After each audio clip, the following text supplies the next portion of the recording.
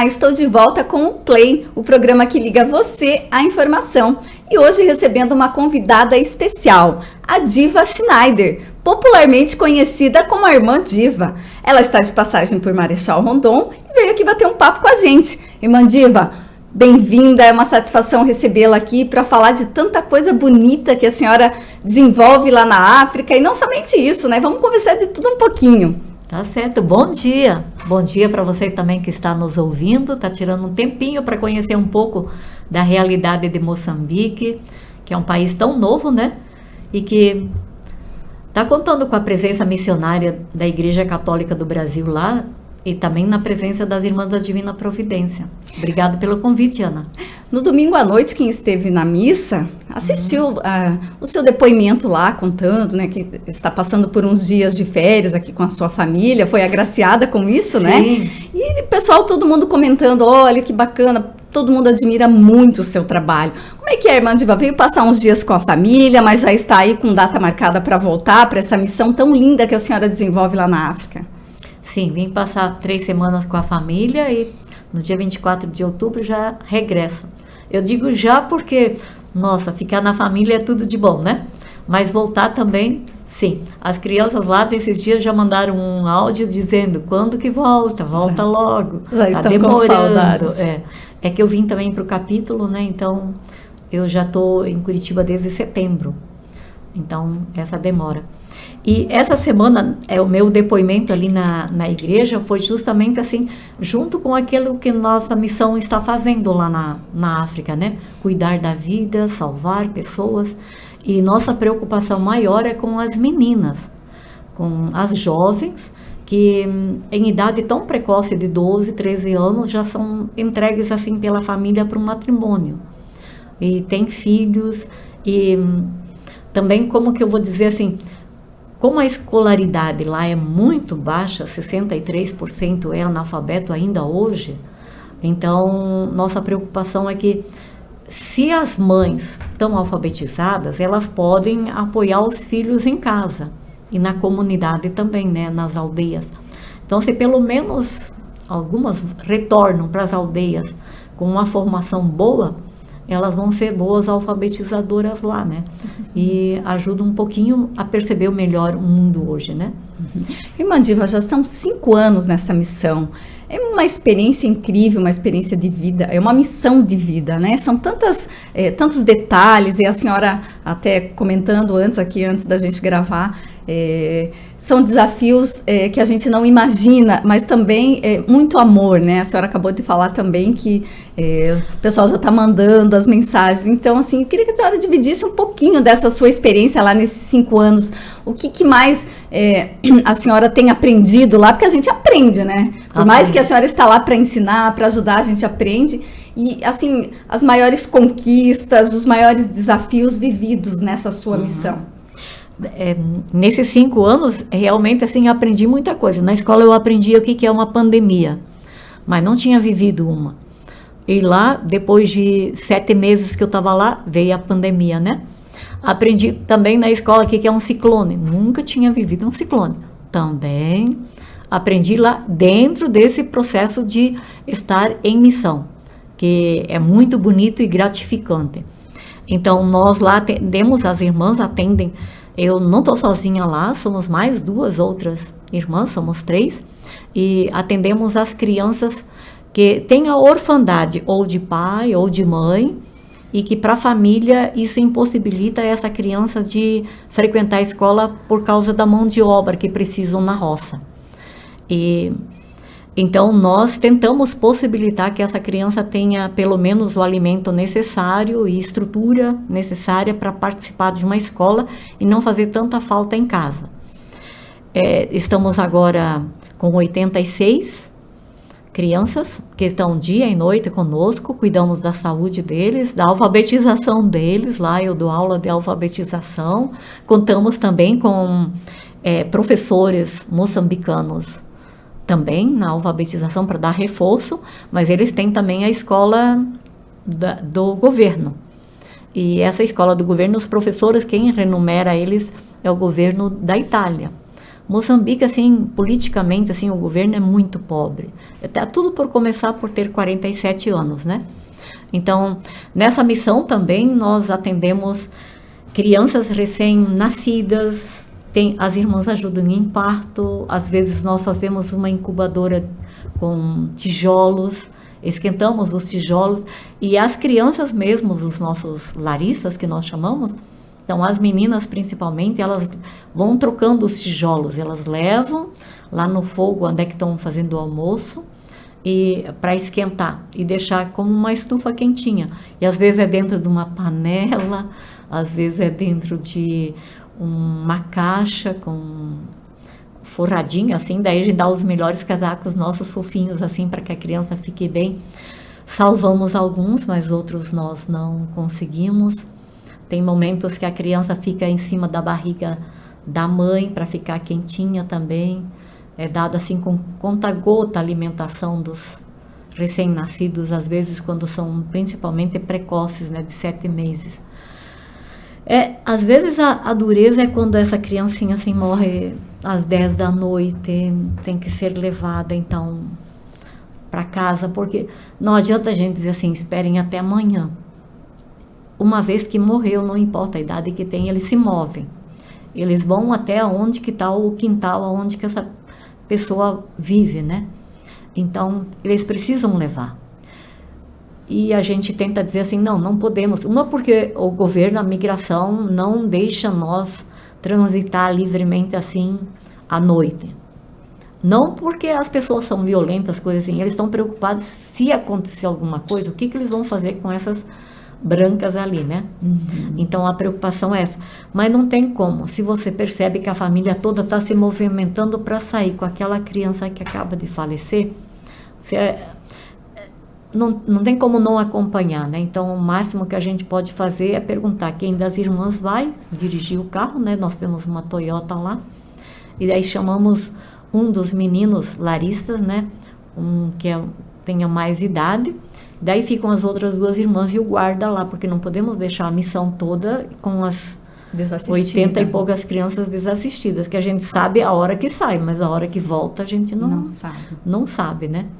E daí até a gente chegar lá, deixar a pessoa, eles durante o caminho não falam nada. Assim que descem do carro, começam a cantar. Mas são canções que alentam o sofrimento, a perda. Participar disso é uma bênção, é uma graça muito grande, é uma coisa que a gente não vai esquecer nunca também, né? E várias vezes a gente já fez isso, e como que eu vou dizer assim,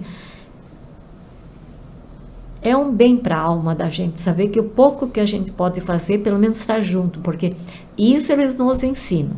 Eles podem não ter dinheiro, podem não ter bens, mas eles estão juntos. Quando eles sabem que tem uma festa bonita, assim, que é significativa para nós irmãs, aí eles vêm com a mandioca, eles vêm com o milho, eles vêm com alguma coisa que eles têm, para que se tiver convidados, não falte, que a gente não passe vergonha, é o que eles dizem, né? Então é uma coisa assim que é bonito de ver. Eu lembro que antigamente minha mãe fazia isso quando chegava uma vizinha nova, que vinha de outros lugares, mas a gente perdeu isso. Aí minha mãe fazia pão e levava para elas. Se ela tinha ingredientes para fazer um bolo, ela fazia o bolo e levava. Mas hoje em dia, chega um vizinho na tua casa, você é nova aqui, você não sei o quê. Não tem mais essa gentileza, né? Isso, a gentileza de saber assim, que bom que você está aqui conosco, mesmo que você está chegando, mas você vai começar a gostar de nós, né? E lá quando chega uma irmã, é festa. Quando chega uma visita, se você for lá, Ana, você vai recebida com uma coroa de flores, com legal. Danças, com música. É uma coisa assim incrível. Eles valorizam muito o trabalho. Sim, Muito, muito. Não, eu digo assim, a chegada de alguém também. De uma pessoa. Sim, eles valorizam muito isso, muito mesmo. Isso é muito bonito. Irmã, você comentou também no seu relato, já acho que no outro relato também, da sua passagem aqui em Marechal, na missa, sobre essa questão dos gêmeos, né? Que é uma conquista que vocês conseguiram gradativamente mudar a realidade. É verdade. Porque toda vez que nasciam gêmeos, geralmente o segundo, eles acabam... Ou o mais frágil. O mais frágil. O mais frágil que era percebido, mas geralmente é o segundo, né? Então, eles, como que eu vou dizer? Para eles, é impossível uma mulher ter leite para as duas pessoas.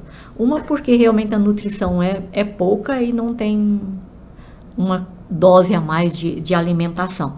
Então, era normal para eles, era quase sacramentado, a gente poderia dizer que, então, é esse segundo que nasce, antes que ele comece a chorar, ele não existe, não tem vida, não tem espírito, então, enterrar junto com a placenta. E essa placenta é enterrada também próxima onde que a mãe dorme.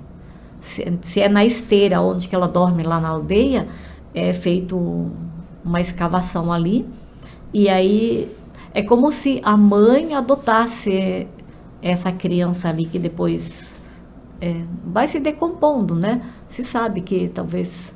Mas aí... E ela não recebe o segundo. Às vezes até é omitido para ela que ela teve 2. Mas às vezes na conversa, sem querer, depois no futuro tem, mas daí já passou aquele momento, né? E daí as irmãs que estavam lá, que foram lá para ajudar as pessoas que estavam foragidas em Malawi, no país vizinho, quando elas retornaram e viram essa dura realidade de deixar assim morrer e estava sadio, estava bem, não tinha nenhum problema de saúde, mas era só a ideia de que não podia ter. Então as irmãs sofreram muito, muito. E elas falaram que não podiam concordar com isso. Mas como fazer para solucionar, né? Aí as madres mandaram irmãs um pouco mais especializadas nessa questão de saber se realmente era gêmeos, o que a grávida estava esperando. E nas visitas que a gente faz às comunidades, a gente logo escuta, né? Tem uma pessoa que tá... E para eles é uma coisa muito bonita esperar um filho na família, é bem esperado mesmo. Sim. Então, mas se consegue escutar se tem 2 corações batendo ali dentro, né?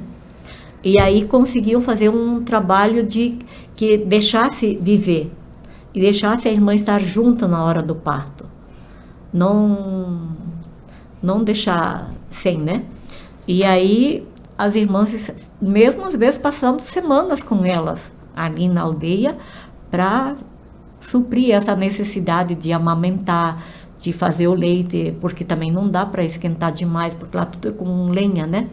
Então, esperar como que faz, eles não sabiam nem o que era mamadeira, é toda uma outra realidade, né? É um suporte muito grande.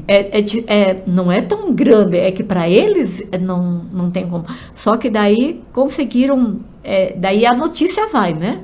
Olha, essa aí tem 2. E daí quando aparecer com as 2 crianças na igreja, e elas são malandrinhas, são sapecas, igual às outras, e sabe que é possível a vivência, então, nossa, é outra realidade, né? Então, graças a isso foi possível, só que nós também não fraquejamos em fazer com que isso nunca fosse interrompido.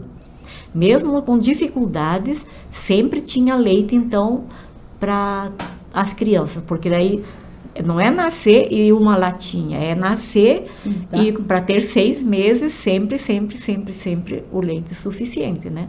Essa é uma grande conquista, irmã, com certeza. Sim, nós realmente, assim, louvamos e agradecemos a Deus, assim, por essas irmãs terem realmente teimado com a vida. Porque ali foi uma coisa, assim, que era só uma teimosia de estar junto, realmente, de passar um tempo e ensinar alguém a fazer isso. Até hoje nós ensinamos a fazer mamadeira às mãezinhas que têm gêmeos. Então elas chegam, elas nascem ali, às vezes na maternidade ou não, e aí elas vêm lá conosco na missão, que é pertinho, é só um muro que separa, que nem vocês, ia ser outro lote ali do lado, né? Então é muito próximo. E aí aprendem, mas muitas não têm ideia, elas pegam a mamadeira, olham o que é aquilo, que Sim, coisa não assim, são acostumadas. daí não sabe se sacode, como faz, assim, é bem interessante, é bem, assim, nós nos divertimos depois, né, mas na hora, assim, a gente ensina com toda a seriedade, assim, mas é como um brinquedo para elas. Daí ensinar a fazer a higiene também, deixar longe das moscas. Graças a Deus lá tem pouca mosca, só no tempo das mangas, porque não tem muito alimento, assim, muitas frutas.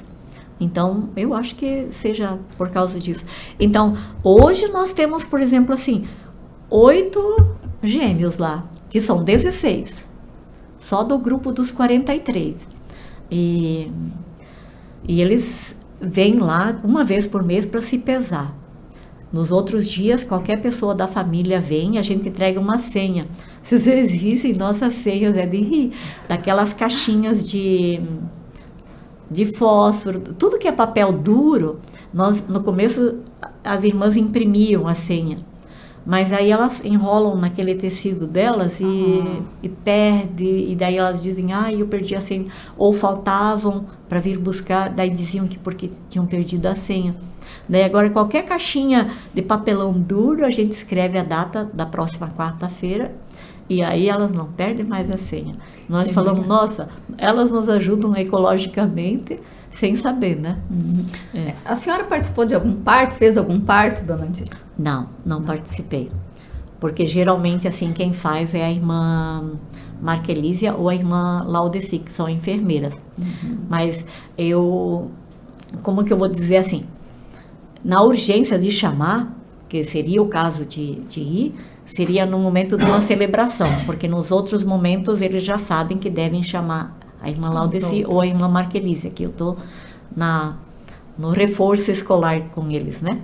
Mas ela já fica sentada num lugar assim estratégico, perto da porta da igreja, que se for no momento de celebração, aí chamam ela e ela... Já está mais acessível. Sim. No começo ela tinha dificuldade, porque nós irmãs aprendemos desde crianças que a gente participa da missa, desde o primeiro Pai Nosso até o Padre Eder, não, Pai Nosso, em nome do Pai, do Filho no começo e no fim, né?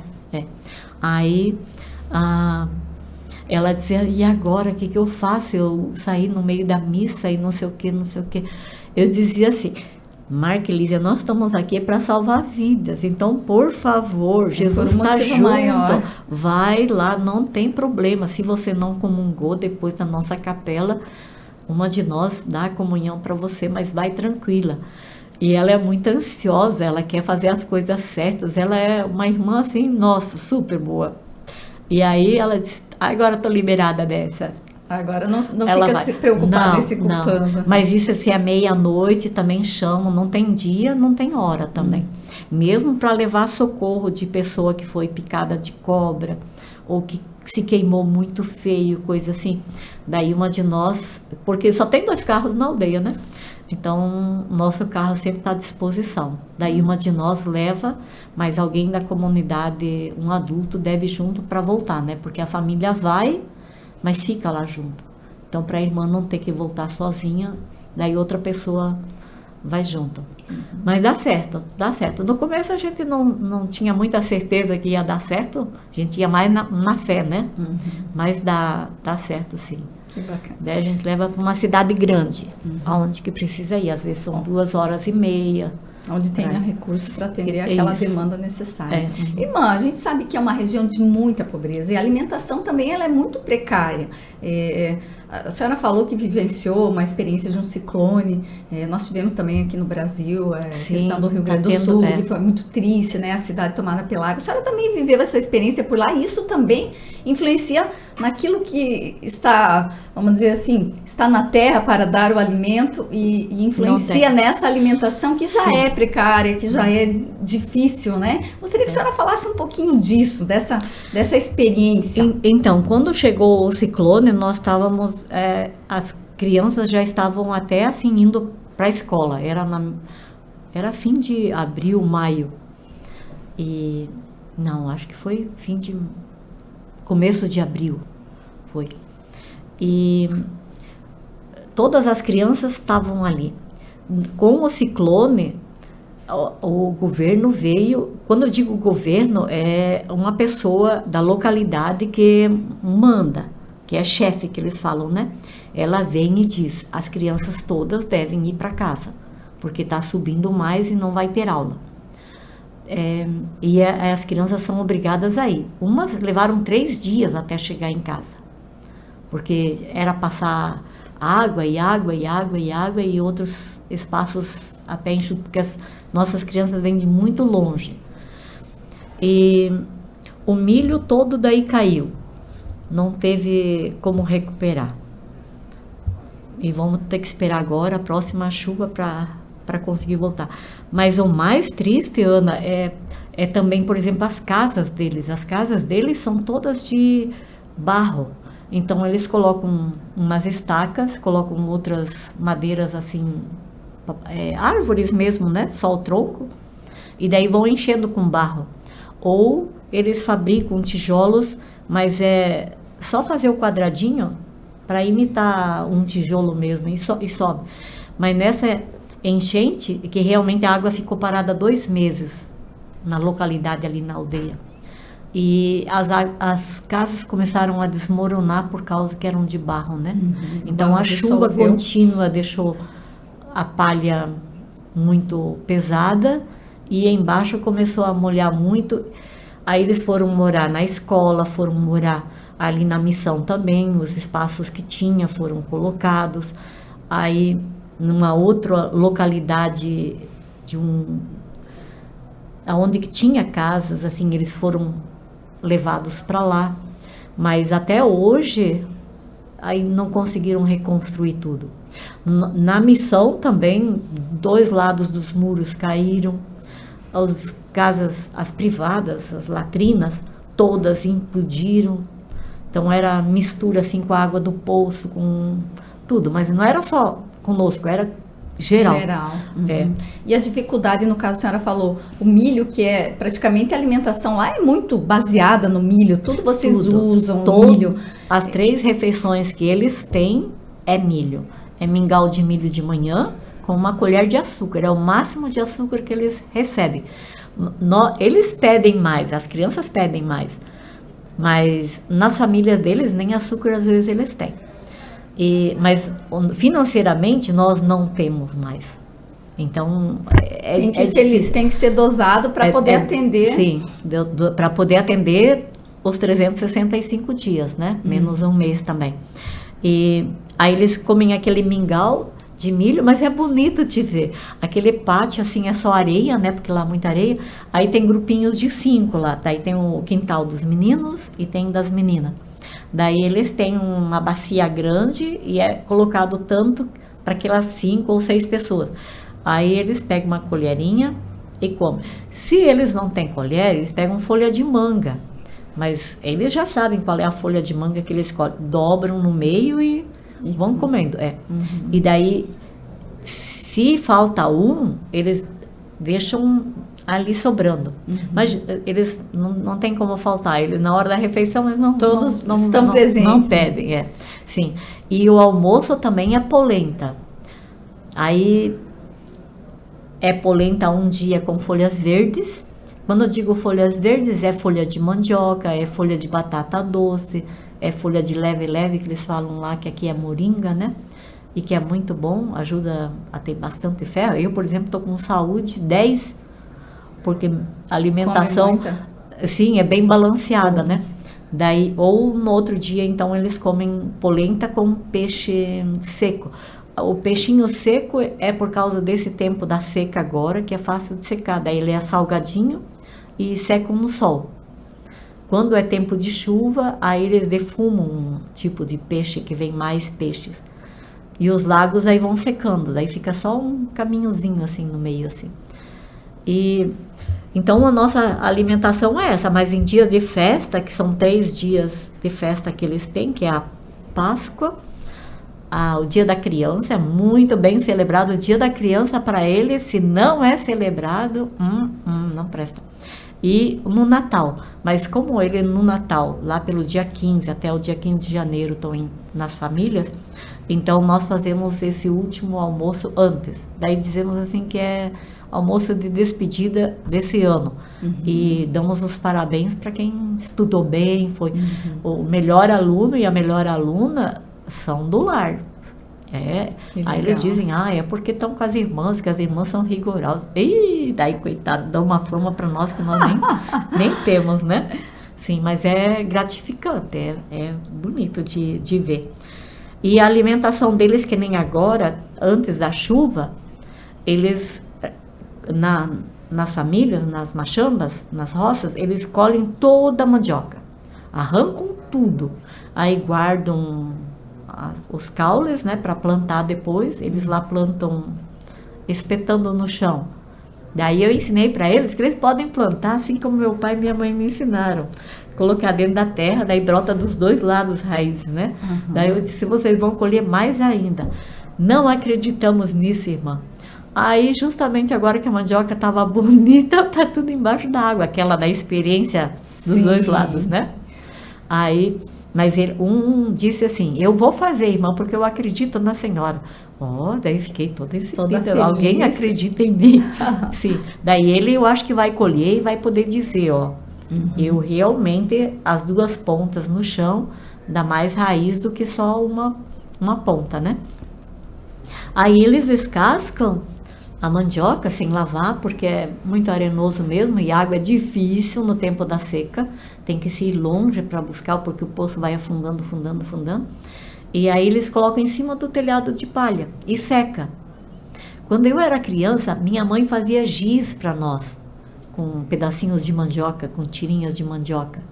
E a gente escrevia assim na parede, numa tábua, em alguma coisa assim. Mas eles comem aquela mandioca. Aí, eles não têm como ralar a mandioca, porque não tem esse ferro, esse pedaço de lâmina que precisaria para fazer furos, né? E a gente levar um pequenininho também não adianta, porque as famílias deles, se eles fazem uma coisa, eles fazem uma coisa só. Eles comem certo. Se eles comem mandioca, é só mandioca com alguma coisa. Não é macarrão, arroz, mandioca, tudo a mesma propriedade alimentar, né? Então, tá certo. Aí é assim, batata doce eles plantam muito e a batata doce é boa. Mas amendoim, os macacos vêm e enrolam tudo.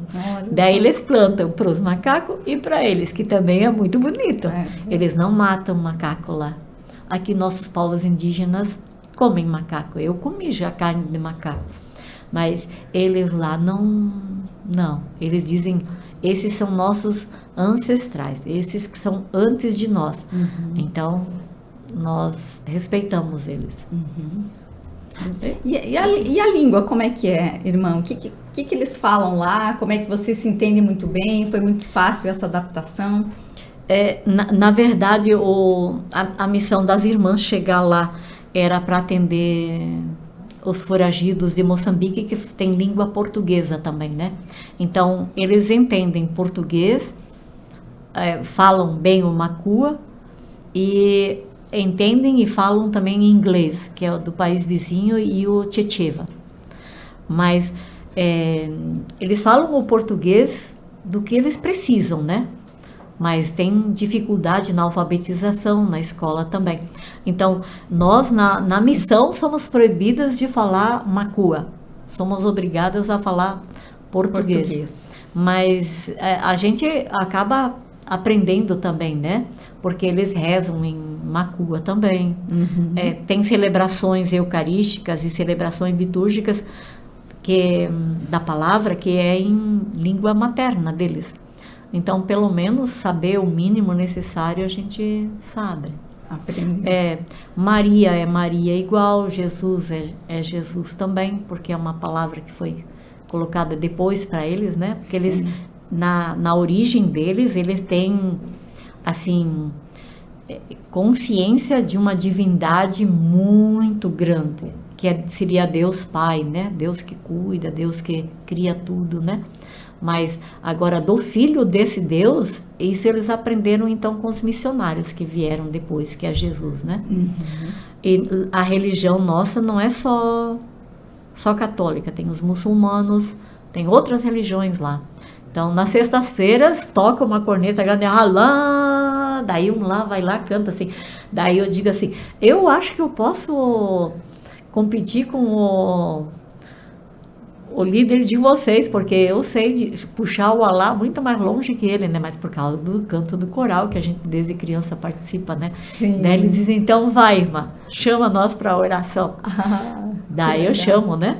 Aí eles aplaudem e dizem, muito bem, irmã, bora lá no microfone, porque aquele ali não canta bem. Daí ele ainda dão corda pra gente, né? Eles não são daqueles assim, não pode, que não sei o que, não sei o que. Não, daí eles dizem assim, vai lá, porque esse aí não canta bem. Daí eles têm licença de nas sextas-feiras participar do deles. Mas você estava falando da língua, né?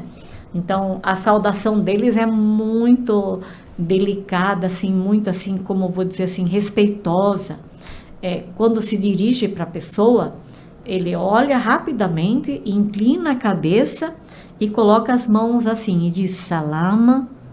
Daí o outro responde salama kairuto.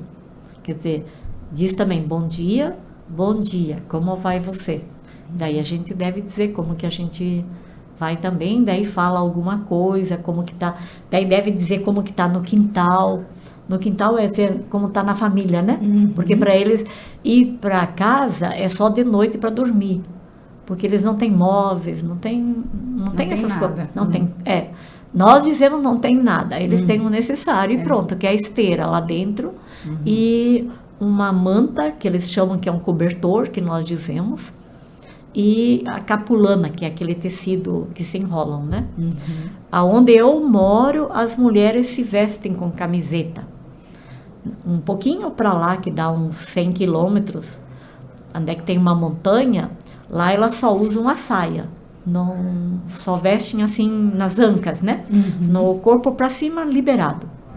Para eles, assim, não pode a mulher de jeito nenhum mostrar os joelhos. Isso não pode. Mas para cima pode. Mas para cima pode, não tem problema. Uma porque eles amamentam, eles vê os seios o dia inteiro, para eles é coisa mais natural. Mas o joelho, a mulher não pode mostrar. Então, do joelho para cima, nem pensar, né? Então, é bem assim, outro mundo. Lá também, aqui eu tô de bermuda, né?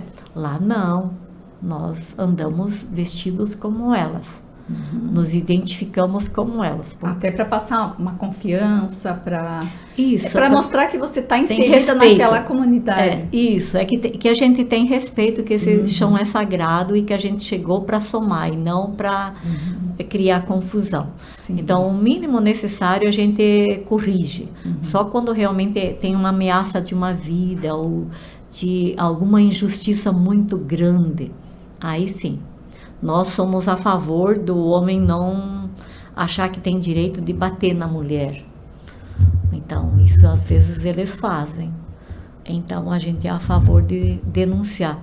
Somos contra os homens também, já com mais idade, pegar meninas de 12 anos para casar, ter a segunda, a terceira esposa. E os muçulmanos lá podem ter quantas esposas querem. Então, é um sofrimento para elas se sentem super valorizadas no primeiro momento, mas depois elas percebem que eles as não tratam bem. E muitas foram vendidas por um saco de milho, porque no tempo da fome, então, nosso cuidado sempre é agora, de setembro até dezembro. Aí a gente tem que cuidar bem das meninas e trabalhar bem com elas para que elas não se entreguem a qualquer pessoa, porque a família diz que está passando fome e não sei o quê. E a gente tem que dizer para elas, então,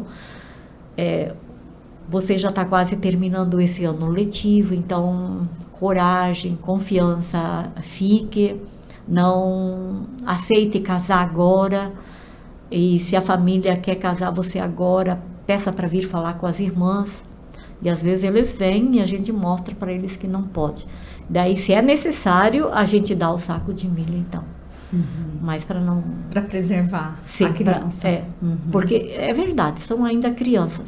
Então, se fosse pelo menos com 18 anos em diante, tudo bem, mas... São muito novas. São novas. E, infelizmente, mesmo nesse tempo, assim, esse mês que elas ficam, às vezes nós perdemos 7, 8. No tempo do Covid, elas tiveram que ficar em casa, porque por causa do isolamento, tiveram que ficar, assim, 6 meses, 7 meses mesmo. 15 não voltaram mais, que foram entregues em matrimônio. É muito duro. Que triste. É muito duro. Irmã, são 5 anos nessa missão. Como é que tá? Vai ficar mais tempo? Isso não tem como saber? Sim, tem como saber. A madre me perguntou também assim, e aí, tem saúde, tem pique para mais, tem energia a mais, você tá bem? Eu disse, sim, eu quero ficar mais lá. Aí eu vou por mais 3 anos, sim. Mais 3 anos. Vou por mais 3 anos. Lá. Como a senhora falou, muitas vezes a dificuldade é também porque tem a questão das doenças, às vezes que fragiliza, citou a questão da malária, que é muito comum, sim. E às vezes isso afeta, debilita, fragiliza, mas pelo jeito, por mais de alguns perrengues, a irmã está sempre aí firme e forte. É verdade. Malárias eu já tive, contando com essas da Bolívia, muitas, quase chegando a 50.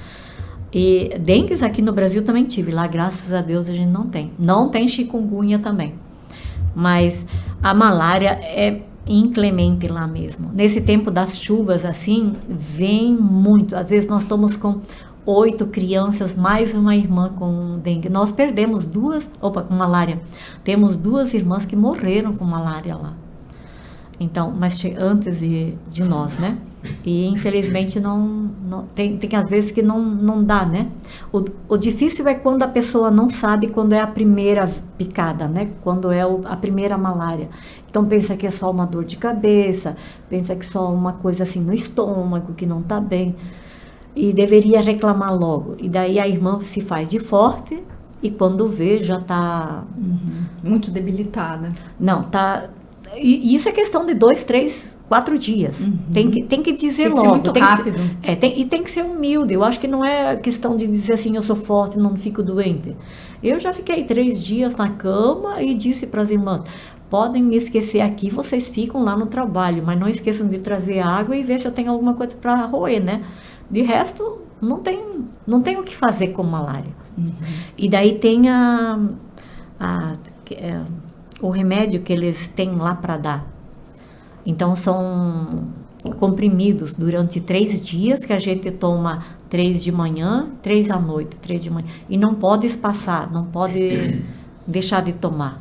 Eu, inclusive, trouxe junto, que se por acaso eu tivesse com a malária incubada, para já fazer o teste, a gente pica o dedo, e daí espreme um pouco de sangue na lâmina, e aí ela já acusa se tem malária ou não, e daí a gente já tem que começar a tomar o Quartem. Se você sabe que tem, é obrigado a tomar. E daí eles dão junto também paracetamol por causa das dores, que a dor de cabeça é muito grande. É uma inflamação no cérebro muito grande. Então tem a Vivax, que é aqui na frente, você sente uma dor assim muito grande, mas parece que vai rachar a cabeça aqui.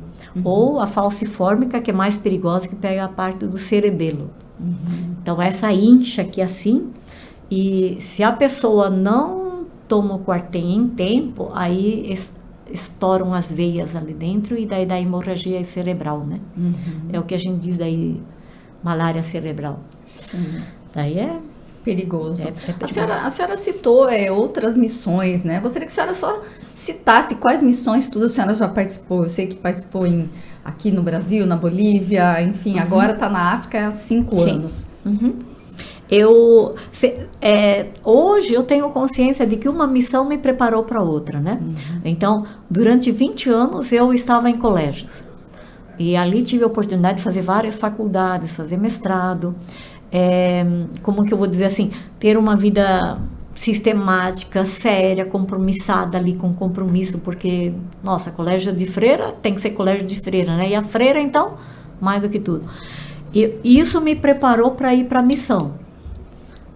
para levar a vida a séria também lá na Bolívia. E ficamos na selva, na Bolívia, durante 10 anos.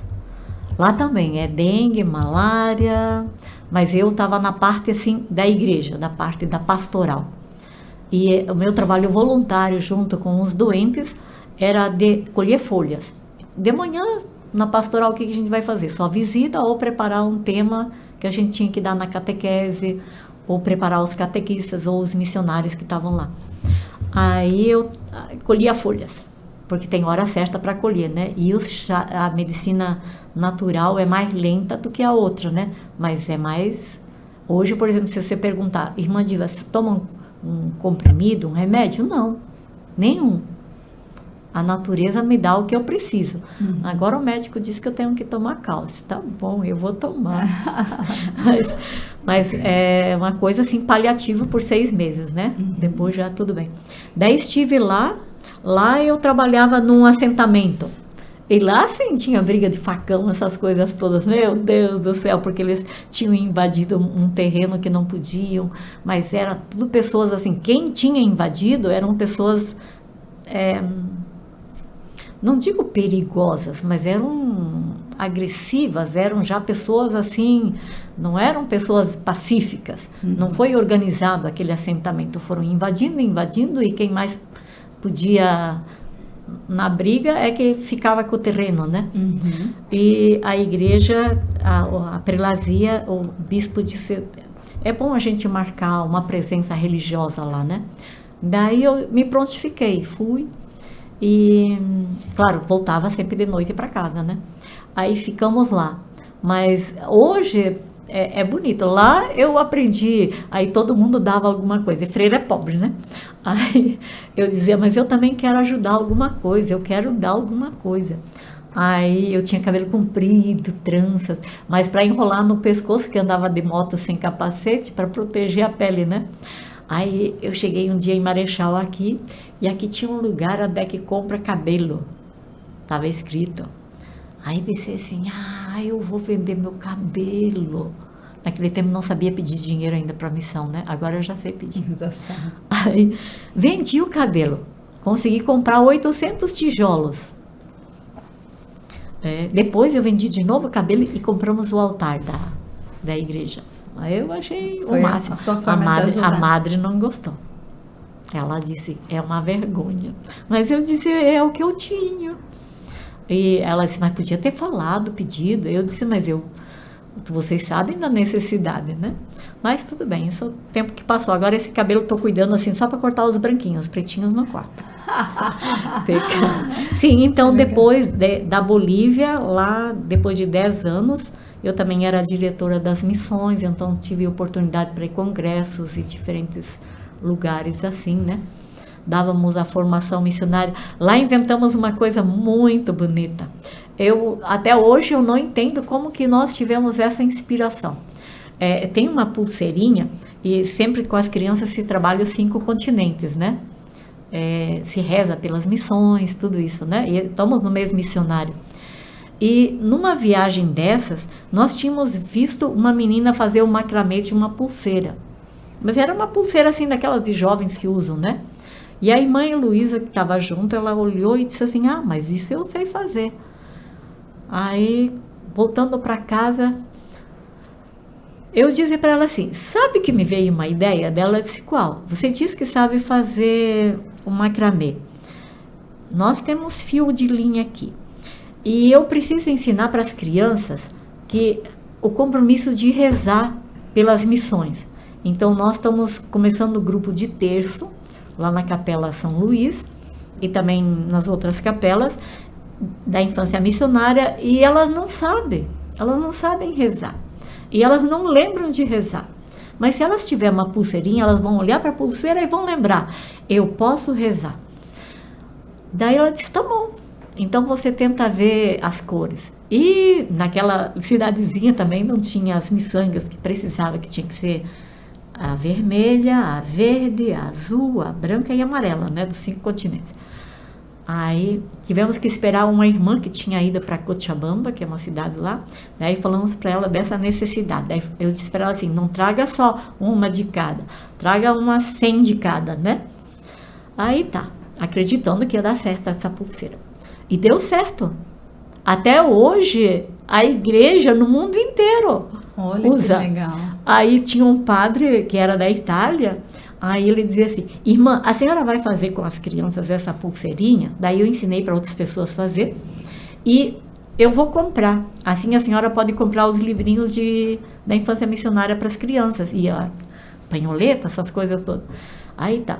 E ele foi, não é que fez sucesso na Itália? Olha E só. cada vez que ele ia, ele não levava uma, duas, ele levava 2.000, 3.000. Nossa. E nós ficamos quase ricas de vender. Conseguimos legal. fazer encontros com lanche e tudo. Foi muito bom. Aí hoje eu vejo os terços missionários e eu digo assim, veja só como são as coisas, né? Que legal. Às vezes uma ideia lá na selva por uma necessidade. Se né? replica para Sim. tantos, Aí né? depois fui para cidade gaúcha, onde que eu digo assim, esse foi o paraíso que me recuperou. Pensa numa coisa boa, você chegar numa igreja de novo estruturada, organizada, tudo bem, a irmã só precisa ir na missa, só precisa ir na catequese para conversar com as crianças, desenvolver um tema, visitar pessoas, mas olha, uma benção. E recuperei minha saúde, fiquei ótima de novo. Aí fui para a Bahia, no sertão da Bahia, num lugar agreste, em Paulo Afonso, da diocese. Muito difícil. Eu acho que é o município mais pobre do Brasil, na minha opinião. Se chama Novo Triunfo. Ali eu vi miséria mesmo no Brasil. Mas eu tinha feito o pedido para ir para a África 10 anos antes de ir para Novo Triunfo. Depois de um retiro, eu senti que eu deveria escrever uma cartinha para as madres e dizer que eu queria e estava disposta para ir para a África. Aí, e essas cartinhas ficam arquivadas, né? Daí quando uma nova equipe entra de coordenação de madre, daí elas olham os arquivos e veem. E aí a irmã que estava lá estava na 5ª malária, na África. E elas não tinham nenhuma irmã preparada aqui. Eu já tinha passado por todos os cursos de missiologia aqui no Brasil e na Bolívia, então era a irmã que podia ir, mas não tinha a idade que deveria ter, né? E estava num lugar que precisava muito também. Aí mas era mais fácil eu encontrar uma irmã para ir lá aonde que eu estava do que para a África. E eu tinha passaporte também por causa da Bolívia.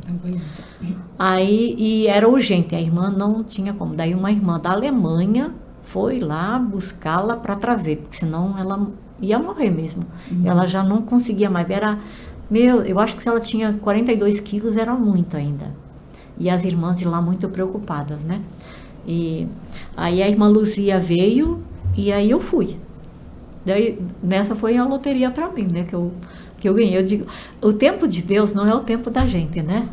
Tanto tempo esperando. Eu já tinha desistido. Achava que nunca ia acontecer. Eu achei já que tinha desistido, mas rezava pelas irmãs que estavam lá, né?